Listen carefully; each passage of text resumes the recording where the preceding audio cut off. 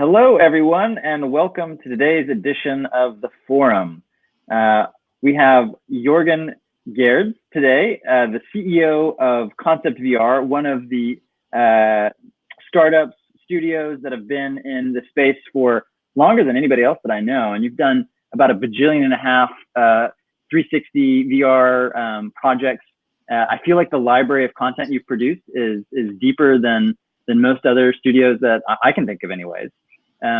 Anyways, I'm your host, Renee Pinnell. I'm the founder and CEO of Kaleidoscope, a professional network that brings together XR creators with industry leaders in order to help them develop, fund, and distribute new work. And I'm really pumped to have you guys on the line to meet Joergen, because he's a lovely human being. He's one of the sweetest guys. Yeah, he runs a super cool company. So we're going to, as Kent By would say, dive right in. Welcome. Hey, thank you so much for having me. And it's really exciting to talk to you today about all the stuff that we love so much. So as is always the case, anybody on the line, feel free to jump in either in the chat or I think, well, yeah, throw a comment into the chat. If you want to actually get your face up on the video screen, say so in the chat log and I'll promote you to a speaker. I really want you to feel like this is not just Joergen and I having a conversation, but all of us having a conversation together. So feel free to interrupt at any point whenever you got a burning question or just feel like chatting. And we'll make a lot of space for that at the end. Yeah, happy to answer any questions the audience has. So my first question is, who are you? Tell me about yourself. Give me sort of the Twitter bio of Joergen.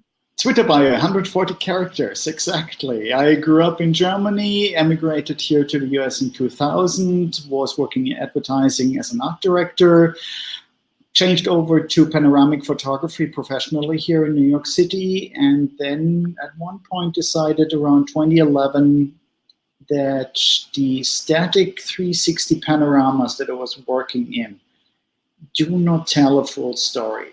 They are incredible aesthetic medium, but they were lacking the presence. And it was right around the time when 360 video had its third coming, if I want to call it like this, because we had VR already in the 90s, didn't come through, but all of a sudden this new medium popped up in a way that allowed filmmakers to embrace virtual reality from a filmmaker perspective. And it was super intriguing to me. I mean, I run into people like Ryan Whitehead and Ignacio and so on. And we were like all very excited about this new thing. And the technology back then was like abysmal. I mean, we had the Ladybug as a 360 camera, and it was like a not very convenient camera, if I would say like this. It didn't fulfill anything what a filmmaker wants to do. It's like it was a burden. It was an anchor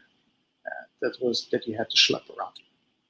And so I'm sorry, I interrupted you, but I'm gonna go with my interruption. I'm just what year did you start Koncept VR? Like you're kind of Koncept VR is an evolution of different things. So okay. I wanted to make 360 movies. There was nothing out there. So I was sat down. I invented the first fully spherical video camera system that was commercially available. That was around. Wait, pause there. You invented a video camera system? I didn't know that. That yes, sounds like a very challenging thing to do. I have 4 US patents on it. Oh man, I knew you were smart. I didn't know you were patented smart.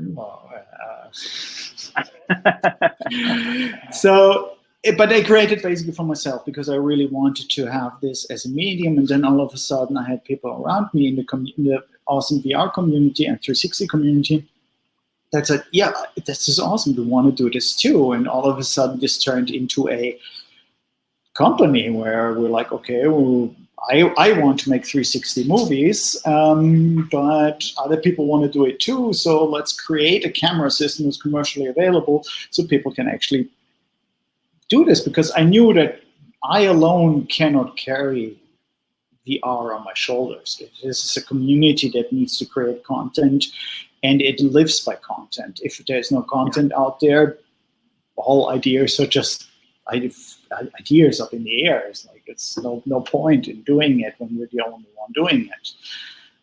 You have nobody to share ideas with, nobody is going to see it. So yeah, it's not the point.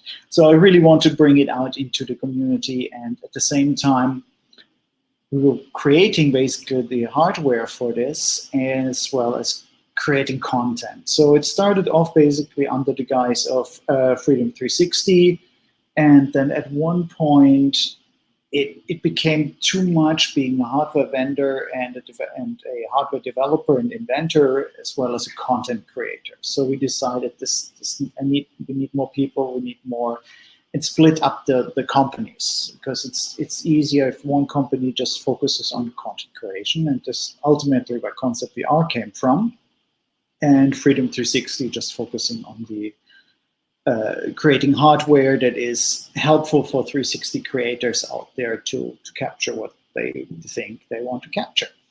That's right. This is just coming back to me. So that split happened, what, in 2015? Because I think right when we were becoming friends, that was the thing that it was on paper in 2015, yes. Yeah. And so are you mostly or entirely just with Koncept VR, or are you also with Freedom 360 on the tech side? You know, because you are an inventor. I'm both, because we also have Vector Mount. That's the other little company that we have on the side that is basically also great for, like, I would say industrial level camera holding needs, including the swivel mount that we have. There's also patented. And it is, yeah, I'm splitting up my time, basically. I partially work over in the shop, work on new ideas, getting stuff out to people that need stuff. It has gotten more into a custom product things that we do. And the majority of this is video production, because this is where my creative heart is, and this is where I think we can make the largest dent. Well, let's talk about that for a minute, because you've done so many projects, and you've done a lot of projects with large brands. So can you talk about how you first started getting into commercial VR work, how you landed your first couple of clients, and what that's been like producing content in that space? The very first things, I mean, I did have filmmaking ideas in my head. Coming from art school, having film classes back in the 90s, was like, yeah, there's enough theory in my head that was good enough. But with the new medium, it started off with like, hey, you have a camera, can you, while you're here, instead of selling and explaining it to us, can you just film it yourself for us? It's a very simple thing, and it started off like this, and then that's how we got the first commercial clients. There weren't not that many companies out there that were doing 360 video at that time. I would say it's like 2 handfuls, and I know them all basically. Pretty much none of the big ones are around anymore. There's just a handful of like the original crowd that's left over. Well, who was that? So Felix and Paul they were early doing video. Felix and Paul came a little bit later. I met them actually in Montreal. It was very interesting on the very early stages when they had the piano player project. Andrew, beautiful piece. So one of the first previews that came out, like, it was really great to meet with them. Henry Stewart in London is one of the early ones. Ignacio in Spain is one of the early ones. Ryan Whitehead had an interesting career going through Immersive Media, and now he's basically back to freelance. So he had a nice arc of career in there. Yeah, and a couple of others, Tomonori in Japan, and like there's so many really interesting people out there that really embraced it and are still doing it. But you did mention that a lot of them aren't there anymore. And 360 video, I feel like, has had a complicated little journey the last 5 years, in that it was, you know, Boomtown in like 2014, 15, 16, 17. And then I feel like a lot of people had to leave it. So yeah, I mean, it's a bit of a tangent. Maybe we're skipping ahead, but since you brought it up, I'm curious. Like, could you give us an overview of that journey that 360 video has gone through, and where you think it is right now?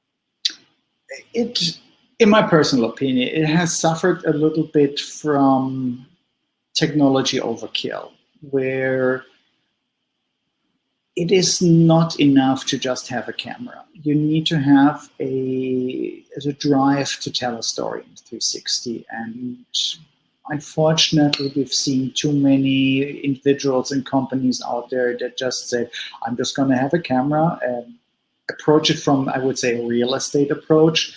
Just film something and it will sell itself automatically. And that strategy, unfortunately, did not really realize for themselves. So eventually they discovered, like, there's more to it. I cannot afford it. Let's do something else. So they basically exited the market again. Well, I think you're being a little polite.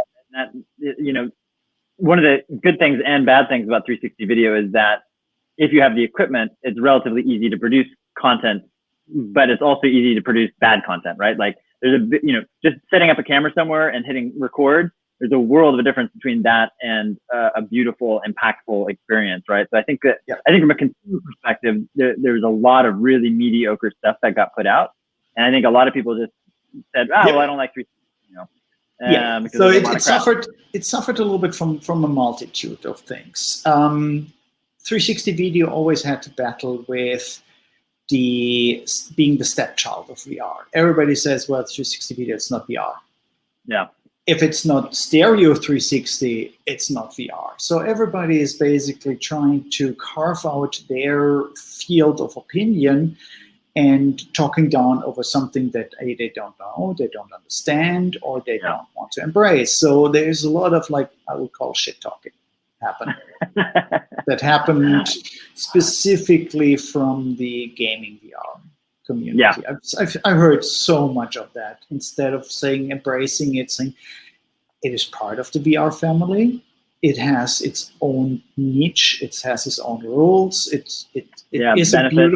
is a beautiful storytelling device. And why trash it from the beginning when there are people out there that really want to do it?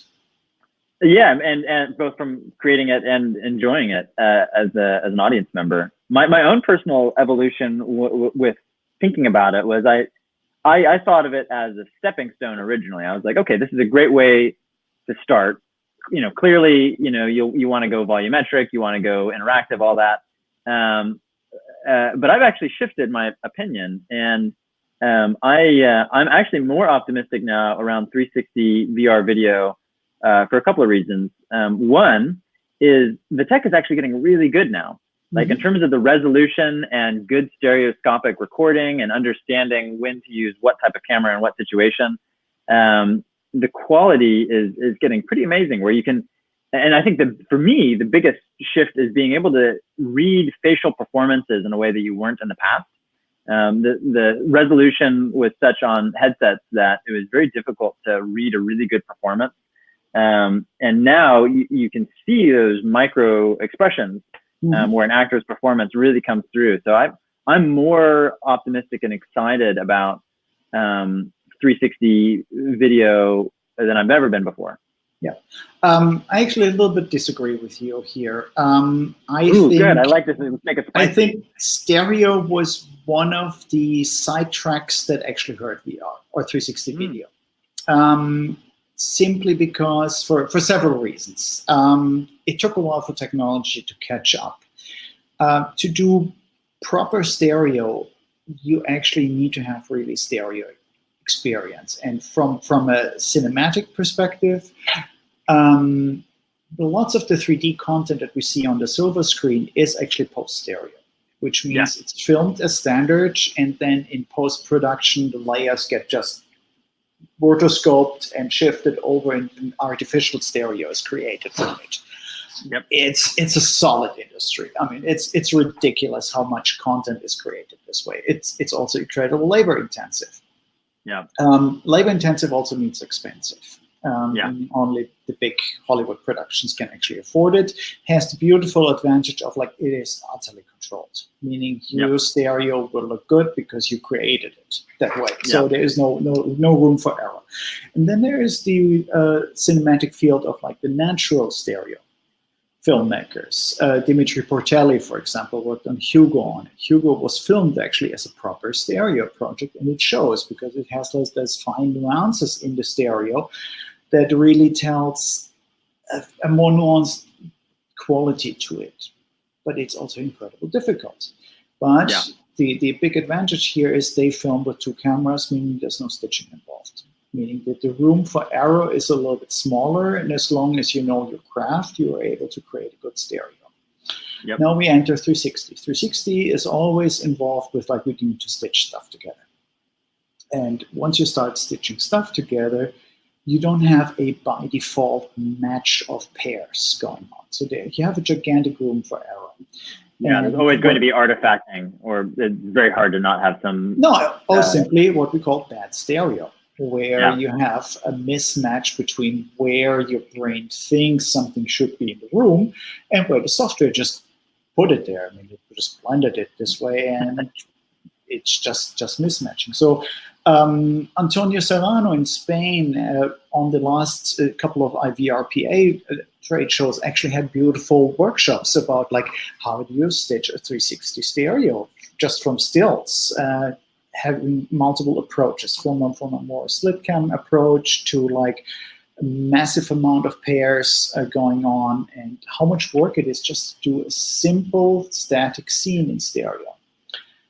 And he also showed like what happens if you do the same scene in automatic, and you get lots of errors. So I think this is one of the things where too many people just rely on the one-click button as a solution, just to have like here, stereo is beautiful, immersive, and just roll with it without giving the craft of the stereo much consideration. And this has been, in my opinion, not good for the industry, because we've created there's only a handful of people that can do good stereo, and you know it's like Felix and Paul, you guys.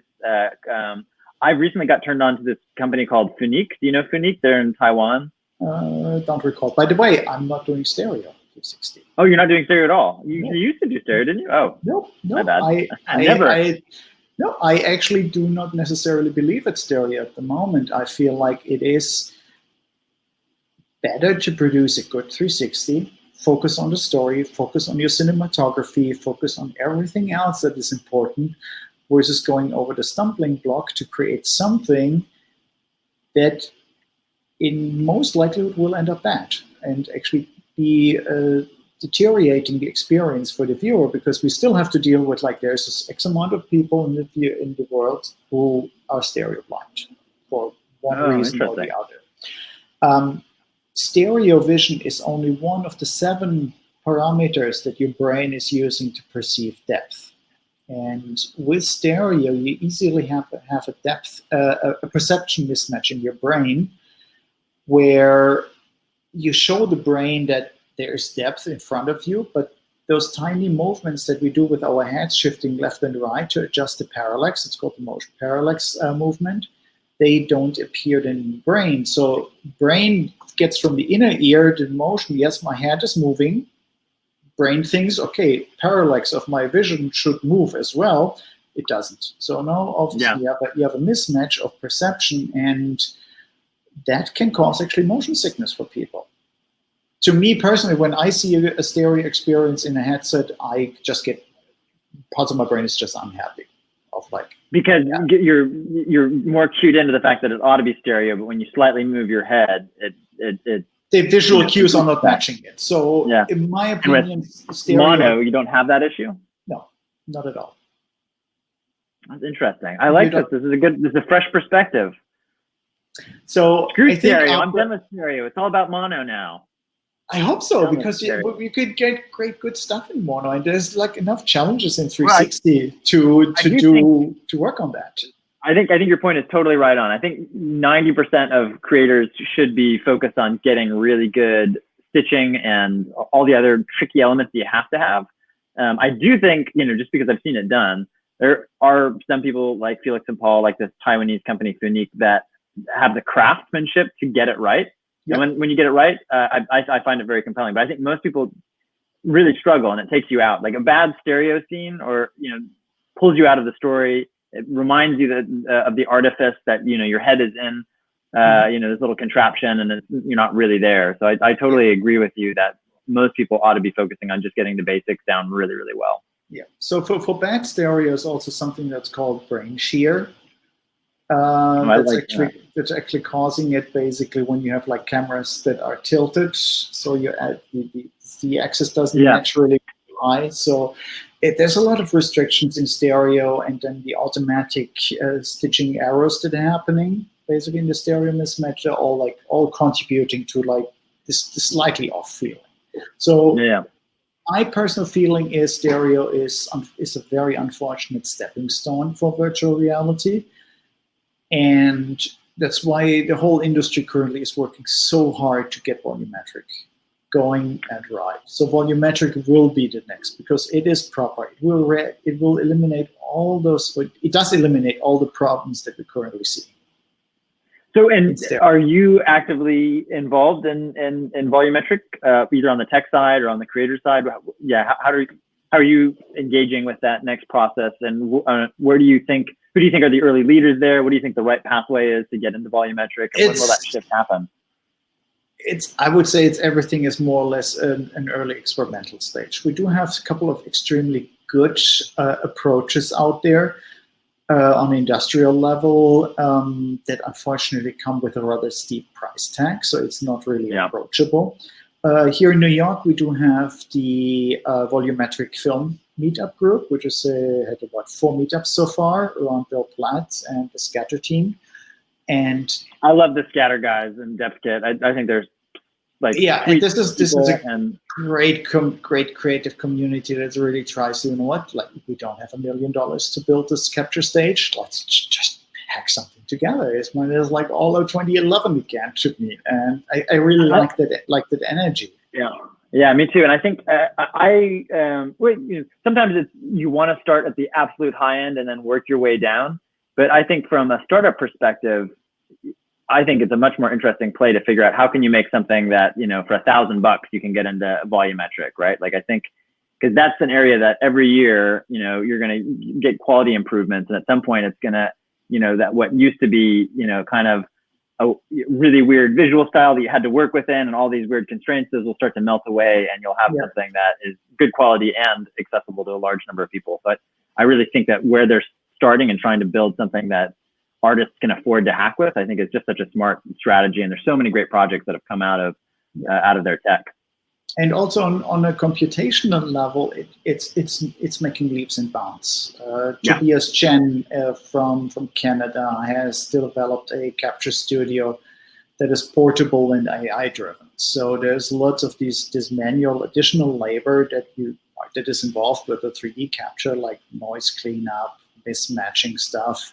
All of this stuff you can just throw at an AI and let it figure it out, and most of the time you actually get something rather usable out of it because it is just a computational problem, not necessarily a craft problem. We got some nice comments coming in, some side chat between Luke and Fludo. If you guys want to join in on the video end at any point, feel free. Or if you have any questions specifically for Joergen, jump in. I love this. Some hype back and forth. This. I think the hype also comes a little bit from the tech companies because we are incredibly reliant on tech companies because it's. I mean, I've done 360 cameras building with those hands, so I know how it is and what is involved in it. And to make a viable commercial product, you need to do a deep dive into 360 and not just cobble two things together. But of course, from the marketing perspective, you just want to go for more volume, more mass. So this is where the Insta360s come. That's where GoPro Fusion comes from, where they say, you know what, it's not going to be perfect, but at least the masses will get to it, and that's where the money comes in from. I want to talk about the hype thing more because that's like been such a big part of our story. But I want to get to Alan's question real quick in the chat log. So Joergen, what do you think 360 video and education. Have you guys done a lot of work in the educational field? Do you feel like that's an area that has a lot of heat and energy right now? I would say it is up and coming. I would say it was struggling in the last couple of years from a cost factor. It was just not attainable to do a 360 video on a budget level that education sometimes needs. If you look at the high schools here in New York and the people that are involved, let's say a teacher in a lab wants to do a class about it, and the time that was involved with it was just too much. Now we are at a point where camera tech is easy. We have the 2 lens back-to-back systems on a consumer level. They're just perfect for stuff like this. Editing has become very reliable. Premiere has been doing, Adobe has been leaps and bounds to support 360 in there. Hopefully we'll see something similar from Blackmagic and DaVinci, that this becomes more 360. We have Scratch that is 360 compatible, and all those companies really like embracing it like as another option within the platforms they have. And that will allow to create more content that is specific to a certain market, like education. You need to have still the content creator, the teacher, if I want to say it like this, or the organization behind it that actually builds up the curriculum. It still needs the traditional thinking behind it, that just to create a 360 is not really educational. So you still need to have like a method behind it, like what do we want to teach, how do we want to teach it, and how does this exactly apply to 360? And this is now coming more and more to the market. I've seen it in the extension from the journalism 360 groups, where they are just embracing it. Yeah, this is just another thing how we can show it out there, how the world looks like for journalism. And that same approach will also go more and more into education. I see a bright spot in education on the distribution side. I was having a great conversation with Will Stackable. Do you know Will, Joergen? He's at Springboard VR. The Springboard is a distribution for LBE system. And they've been signing up a ton of educational partners that are wanting to have access to a content library that's appropriate for universities, high schools, etc. And I think that's a really great way to get 360 video and VR of all stripes into the education space, is to have partners like Springboard that have already established that. So as a content creator, you're not having to go make those deals with individual universities to show your work. You just distribute it through someone like Springboard, and they've already got a network established. But it still suffers a little bit from the issue, like, what do you want to educate? Sure. Yeah. Well, because just any random 360 content is not educational by default. Definitely not. No, but that's part of what you can do when you have that network is build up a library of stuff that's sort of things like the Spheres project that we did, which isn't like hard science, it's more like poetic science, with things that are more, the VR version of a textbook, where it's, it's very, much like trying to take somebody through certain gates or whatever. Like you can have a lot of things that aren't like that, but still have an educational value to illustrate, historical reenactments. I mean, who knows, right? Like there's a lot of stuff that that could fit into that broad category. Joshua, sorry to interrupt, but in this context, for example, it's more about the re-editing existing content to make it suitable. We did a series for the United Launch Alliance about rocket launches, and now that we talk a little bit more about educational, I can totally see how that content could be reformatted, re-edited, new VO on it, to be part of science class, to explain like what is the rocket equation, what does it actually mean to lift a rocket off the ground, like how much force do you need, what is inside, what's happening inside the chamber, because there are great YouTube channels that are now approaching certain engineering fields like rockets, and explain it kind of well. And if this goes into like the school areas, that would be like fantastic. Just sort of like as a nice little tidbit of like. Well, Joergen, you should do that. I'll introduce you to Will after this, and anyone else that's interested in distributing work through schools, because everybody I know, they seem like they've got the biggest network growing there. So hit me up if you guys want that. And Joshua jumped in with a comment about museums being a good application for distributing content to. Totally agree. They've got a super long sales cycle. Selling to a museum is super hard, which is another thing that I think somebody needs to build out a distribution network targeted at museums that you already have those deals in place, because it's just too hard as an individual creator to make those. Have you done any work, Joergen, with museums? Have you had any experience in that? What's your experience been dealing with museums? We did a series for the Met here in New York. They wanted to focus more on the institution, not necessarily on the art, because the Met has beautiful collection of different spaces. And the spaces may just be underrepresented in media outlets. So we did a series of six pieces that focusing on specific areas. One was, for example, the Temple of Dender. That was our first one. It's on the north side of the Metropolitan Museum. It's a gigantic, beautiful hall with the Temple of Dender that was rebuilt from Egypt here. With beautiful. That's the one that's in the glass enclosure, right? With exactly. Yes. Yeah, stunning. And it's really just to basically not necessarily talk about the temple itself, but about the space where the temple is housed now, basically. And so we did a very interesting series about like taking it from a very visual cinematic standpoint, showing the viewer perspectives that are new. And this is one of the things that is really important in 360, to think about like, who is your viewer and how can you entertain and delight your viewer in a story? And what story do you want to tell with this? And we really took the viewer into a journey through the space. So we rigged up 2 cable cam shots in the temple, and of course they had to be at a certain time of day to get the perfect light in there. So like it's like planning wise, it's a nice little nightmare of things to get right. Another example was the Great Hall, the entrance area that everybody enters, and that has little aspects to it that are really not well known to the public. And we found that let's focus on this one, because there are flowers actually in the Great Hall, several things. And the donor a couple of years ago said, I'm going to supply a lifetime of flowers to this. So every week in the morning, florist comes in and changes the flowers out and creates something that completely unique. That's appropriate to the time of the year and also very stunning to look at. And it really builds up the feeling of like welcoming the viewer into the hall.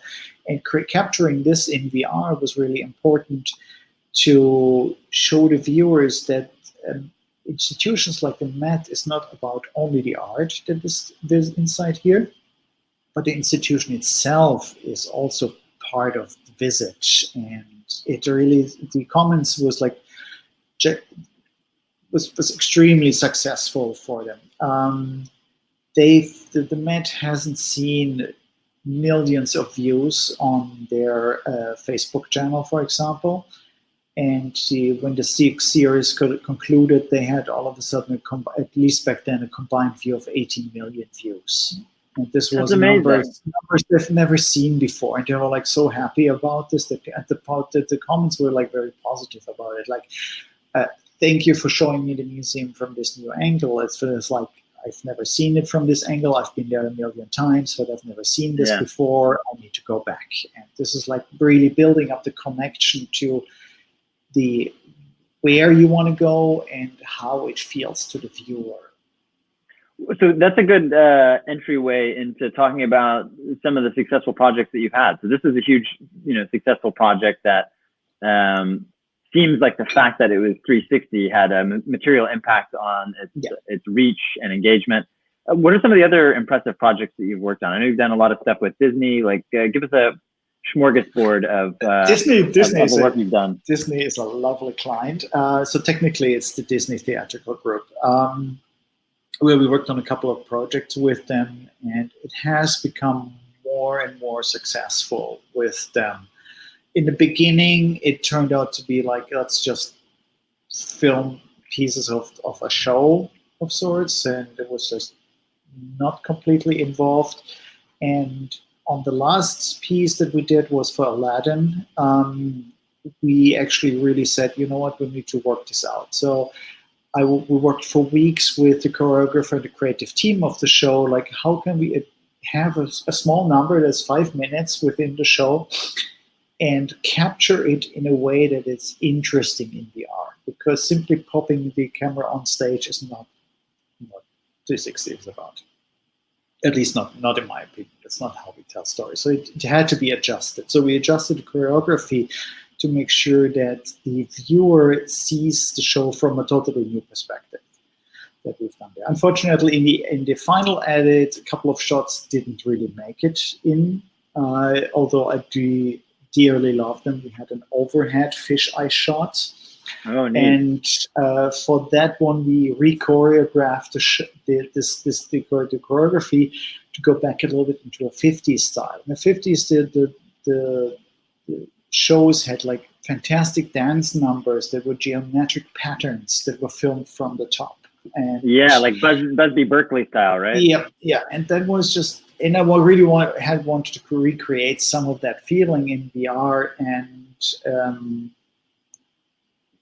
really working towards the camera, even if the camera is upwards, and that created beautiful geometric shapes. There's a scene where the waiters are based, and technically on the show itself, they're just lined up horizontally and open the lids of dishes that Aladdin can eat now. And for that show, we re-choreographed it in a way that they're actually standing in a circle and opening the lids up upwards towards the camera, and that created a beautiful pattern with the genie right in the middle and him acting up towards the camera. It was just so if you put more effort and can control more of that into your 360 and actually direct it, you have a chance to actually create a better VR piece than just documenting a scene. Yeah. So that is pretty extraordinary access to have all the creators of the Aladdin musical working with you to modify their work to fit the medium. That's a pretty privileged position. Yeah, Congrats. and I think this is the only way to go forward with this. We had experience doing concerts and shows, and if you don't have creative buy-in from the artist and the stage manager, you're doomed. You'll create something that is boring. And I have to say, in this context, John's in the first piece they did with Paul McCartney did exactly all of that wrong. And it's some of the pieces where it's like a little bit sad that it happened, but it happened basically. Well, and maybe this is a good way to get back into the hype and sort of talk about where you think we're headed. But I want to answer a question that Alan threw into the chat log right here. Yep. Do you accept pitches for future projects from screenwriters? And what's the procedure? How can Alan or someone else that's a screenwriter want to get in touch with you? How can they get in touch with you? Talk to us. Come by. Email us at hello@conceptvr.com. Call us. We're happy to chat about any idea, crazy ideas. See if they're doable. See if there's something interesting for 360 in there. I love working with writers because the writers are at the very core of like how is a 360 project progressing, because it is no other than any other screenwriting project, with the exception that you really need to build a world. And so I would say the world building screenwriters are more successful than the individual character driven screenwriters in this context. It's a little bit of stereotyping, I would say, and I apologize if I insult anybody here, but it's sort of like it's how to work this in.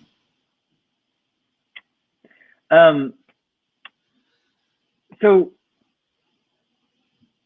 I want to get back to the jump thing, and I want to talk about like where you feel like we are in that hype cycle, and where do you think the future is headed? Because we went through this giant hype cycle. I mean, we both were there from before it started through it peaking in 2017. Can you talk a little bit about that, because I think you've got an interesting perspective on it, and where do you feel like things are headed? I think we're a little bit through the trough of disillusionment.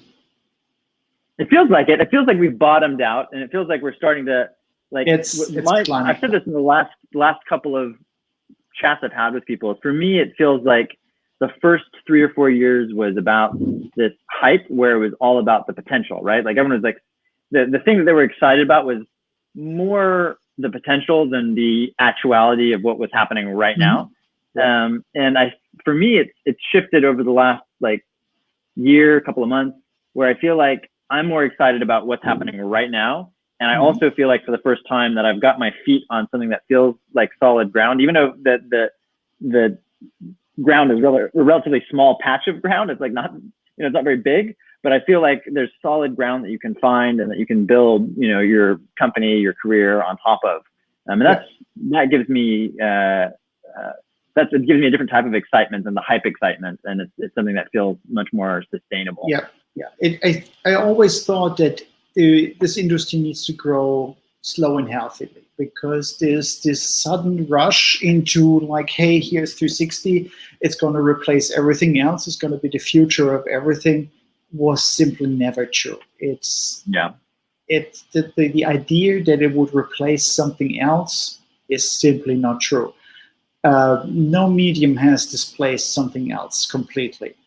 We still read books, despite the fact that the internet was said that they're going to kill books. And still, books get written, books get sold, books get printed on paper. And there's something tangible. We still go to movie theaters because it is we want to get the excitement of seeing a movie, we want to see a story.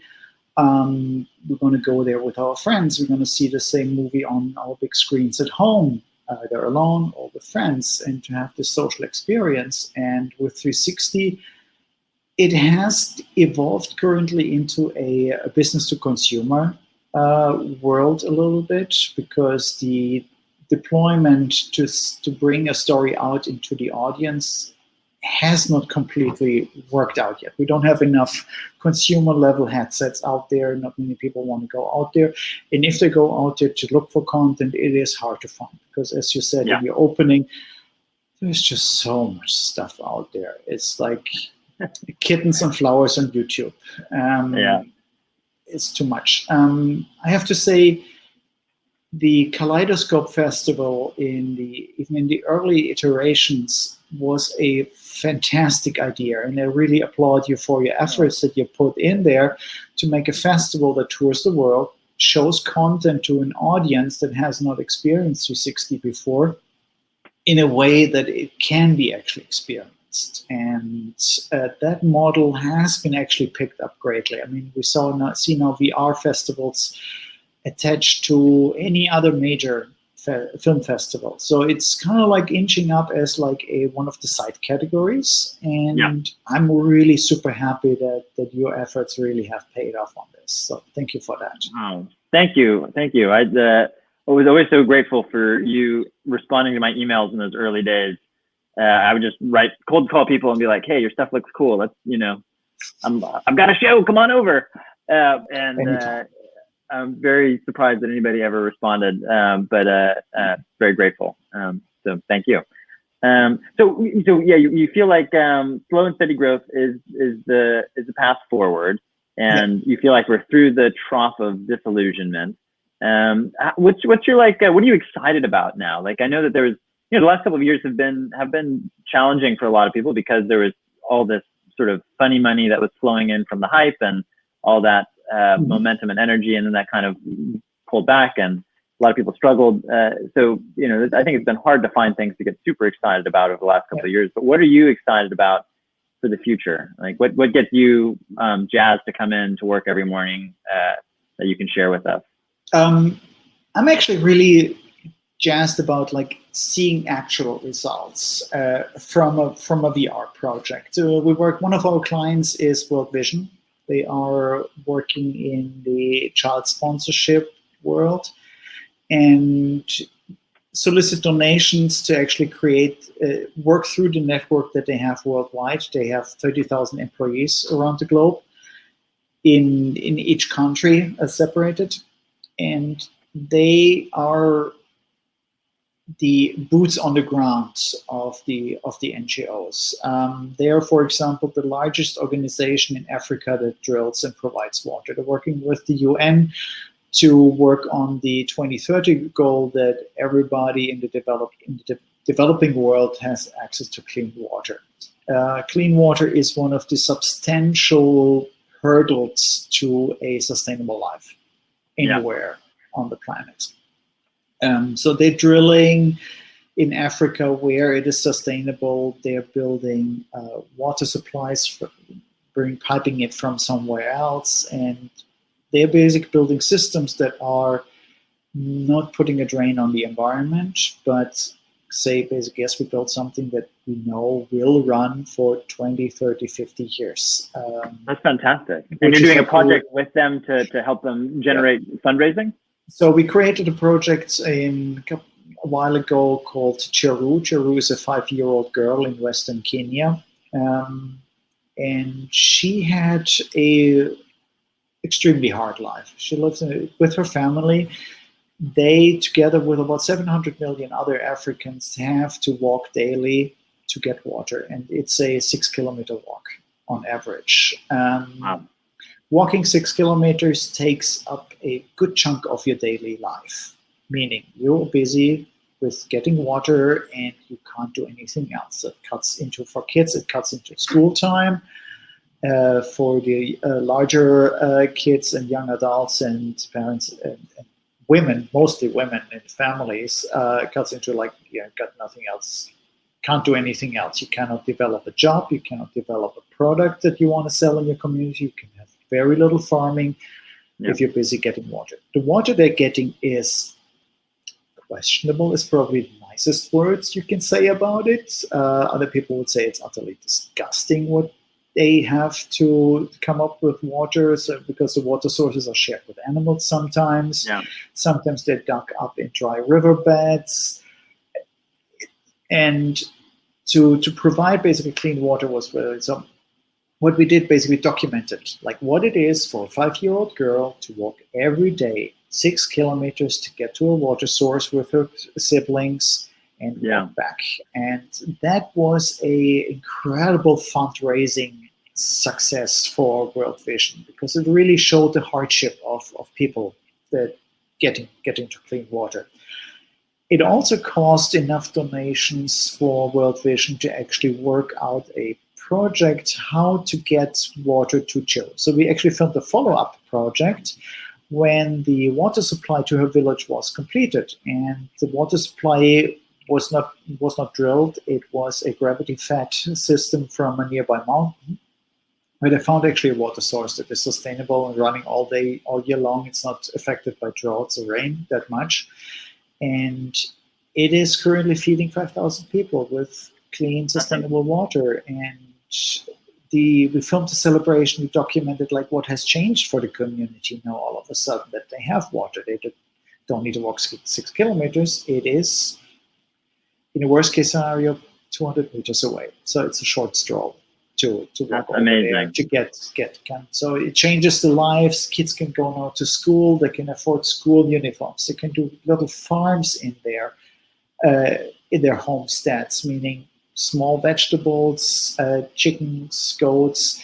Livestock now has sustainable water. Livestock that doesn't have sustainable water supply is subject to diseases and stuff like this. If they don't have enough water, then they're more stable. They can get more food. More food means more milk, and according to the UN, half a liter of milk every day is a substantial contribution to a child under 5 years to get enough protein, enough calories in there. So having a good cow basically on your homestead extends the probability that your child will survive the first 5 years. And I know in the Western world this is hard to swallow, that your kid has a chance to not survive 5 years, but in the third world, this is a reality to people that, Yeah. yes, your child may not survive the first 5 years. And that's a horrible, dreadful thing for parents to go through. And the emotional pain that is associated with it all is the same to them. And to help those people to not having go through this and having this tangible results of your work, you created a 360 video or two, and it actually helped 5,000 or 9,000 people to actually not go through the shit they had to go through before is really a very rewarding thing. What a beautiful story, and so illustrative of the impact of media in general, but I think particularly in immersive media, it has a way to directly jack into people's emotional center at a level that it's hard for other media to achieve. So I think especially for projects that want to change our culture, change how we relate to each other, address issues, I think immersive media, immersive art, immersive entertainment is so perfect for that. And especially if you think about and believe that immersive art and entertainment is going to become a much, much larger, maybe even dominant force in our media consumption. It's so important for everyone who's making work to think about these things and try to have that somewhere in the front of your mind as you're taking on projects and as you're doing development on projects, is how can I have this be an opportunity to have that kind of impact? So I'm so glad that you worked on that project, and I think this is also a good time to bring in folks on the line. If there's anybody that has joined us that wants to talk to Joergen directly, this would be a great time to do it. If you've got something that you're working on that you want to share with us, or if you just want to say hello, throw something in the chat log. I'll promote you to a speaker. Or if you have any final questions for Joergen before we let him go, throw that in the chat log as well. And while you're thinking about that, I'll ask my last question. Let's see. Let's pull out a good one. This isn't a particularly good one, but are you in your office? What are we looking at behind you? You're in this giant snowfield. What's going on there? Giant snowfield is one of my 360 pieces that I created in the last decade, and it is actually a print of Central Park at night in the snow.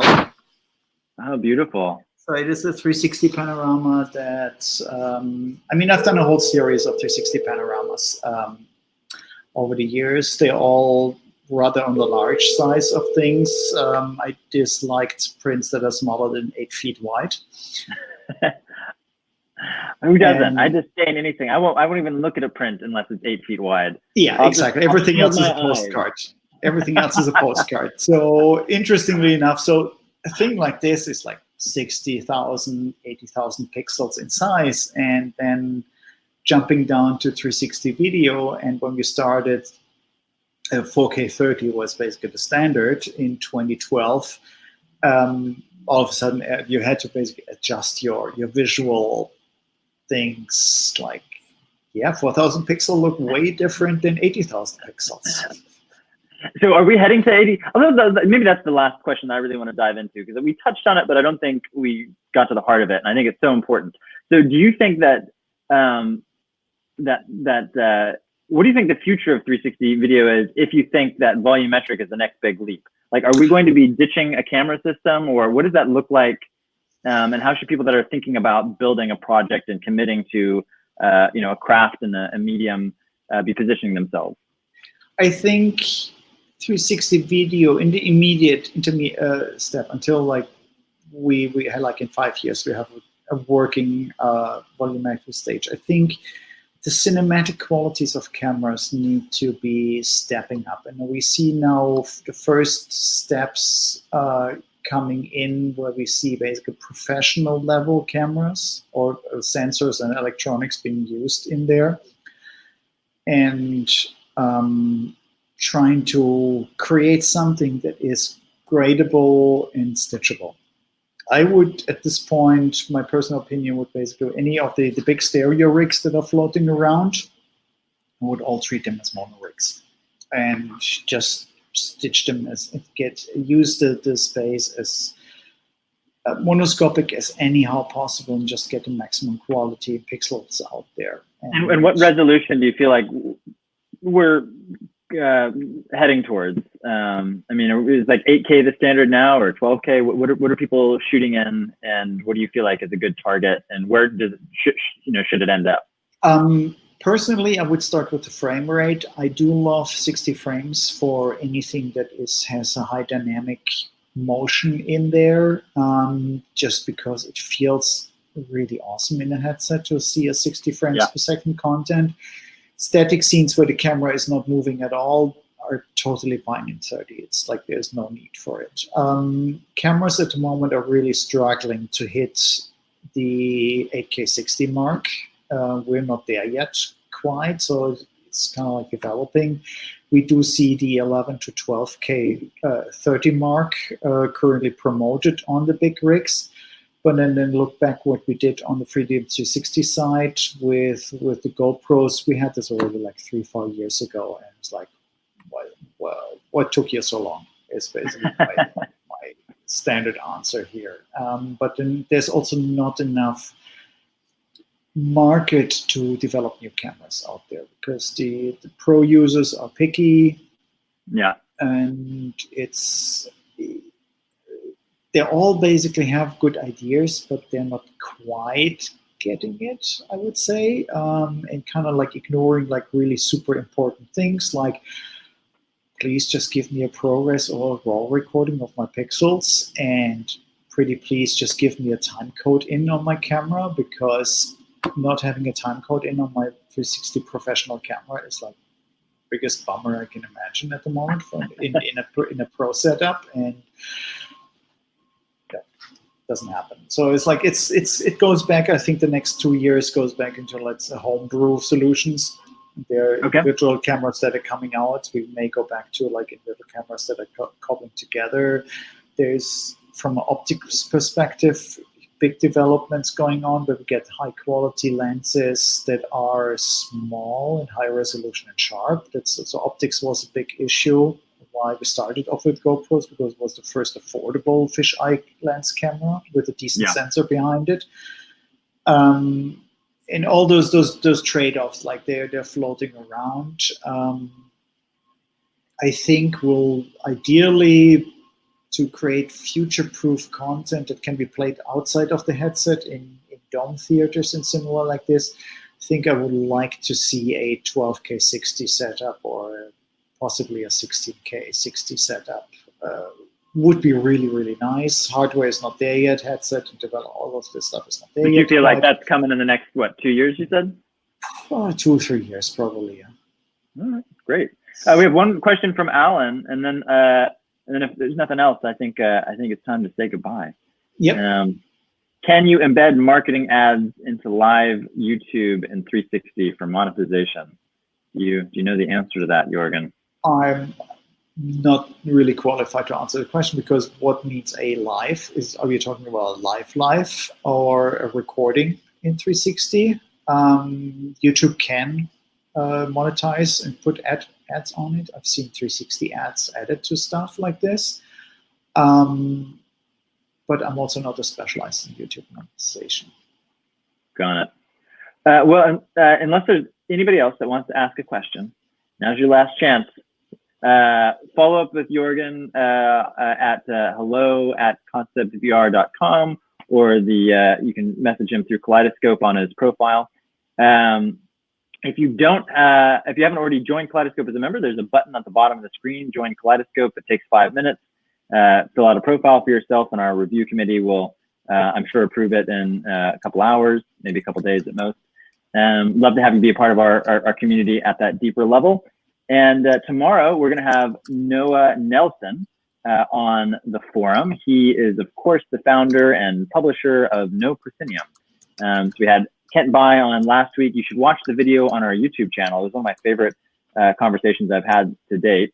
But Kent is, of course, the other, it's like a traveling bard kind of vibe. But Noah and Kent together, I feel like have an amazing breadth and perspective on the industry. So Noah will fill in all the bits that Kent didn't fill in last week. Joergen, when are we going to see you next in person? Are you going to go to Venice or Oculus Connect, or what events are you going to be called into next? I'm not sure. We currently have some productions planned up, so I need to basically see where this fits in our travel plans. Well, whenever our paths cross again, I look forward to giving you a big hug. And thank you so much for taking time out of your busy life to talk to us. Yep. Thank you so much for having me. Thank you. Bye. All right. Bye, everyone.